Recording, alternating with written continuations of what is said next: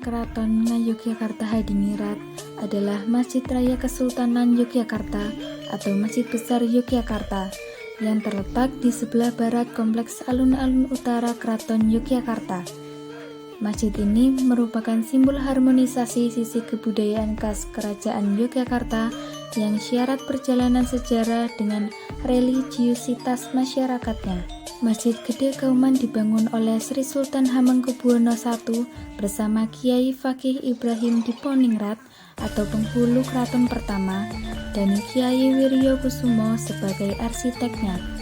Masjid ini dibangun pada hari Ahad Wage pada tanggal 29 Mei 1773 Masehi atau 6 Rabiul Akhir 1187 Hijriah. Kompleks Masjid Gede Kauman dikelilingi oleh suatu dinding yang tinggi. Pintu utama kompleks terdapat di sisi timur dengan konstruksi Semartinandu. Arsitektur bangunan induk berbentuk tajuk persegi tertutup dengan atap bertumpang tiga. Untuk masuk ke dalam terdapat pintu utama di sisi timur dan utara. Di sisi dalam bagian barat terdapat mimbar bertingkat tiga yang terbuat dari kayu, mihrab atau tempat imam memimpin ibadah, dan sebuah bangunan mirip sangkar yang disebut dengan maksura. Pada zamannya, atau untuk alasan keamanan, di tempat ini Sultan melakukan ibadah. Serambi masjid berbentuk limas persegi panjang terbuka. Secara keseluruhan, penataan serta detail bangunan Masjid Gede Kauman ini sangat mencirikan budaya Jawa Islam. Ciri ini tampak dari atap masjid yang menggunakan pola susun tiga gaya tradisional Jawa bernama tajuk, lambing, teplok. Pola ini bermakna tiga tahapan pencapaian kesempurnaan hidup manusia. Di bagian ujung teratas lapisan atap tersebut terdapat mustaka berbentuk daun kluwih sejenis buah sukun bermakna keistimewaan bagi individu yang telah mencapai kesempurnaan hidup, dan gada berbentuk huruf alif sebagai perlambang hanya Allah yang satu. Perpaduan semua simbolisasi tersebut merupakan makna bahwa orang yang telah menjalani hakikat, syariat, dan ma'rifat pada 20 Syawal 1189 Hijriah dibangun serambi masjid yang berfungsi sebagai ruang serbaguna.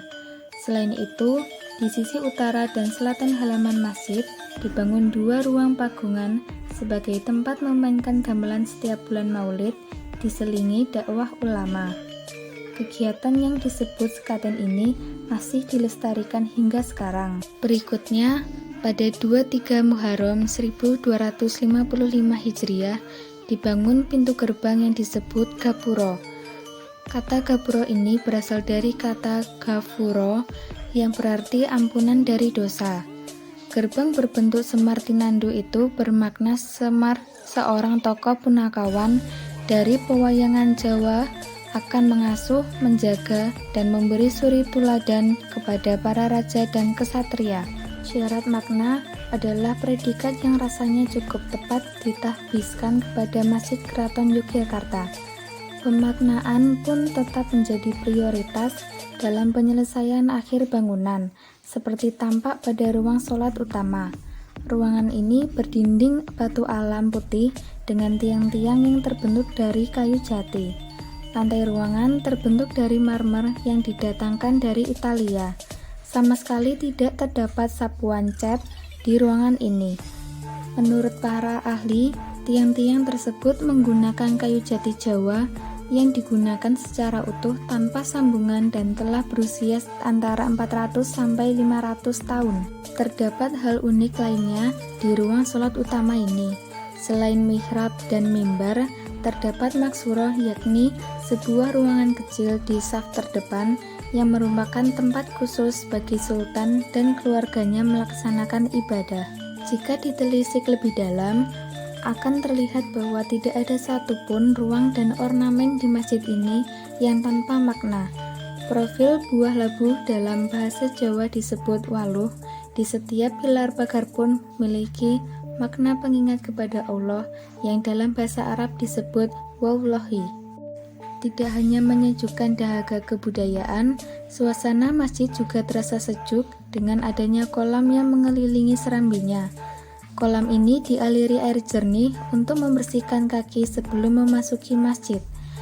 Kebesaran makna filosofis dan sejarah panjang masjid ini akan membuat siapapun yang menjelajahinya merasa melewati sebuah mesin waktu kebudayaan Jawa yang syarat pemaknaan.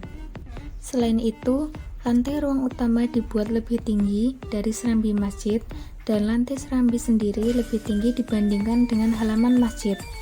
Di sekitar masjid terdapat tempat wudhu yang terletak pada dalam dan luar area masjid tersebut.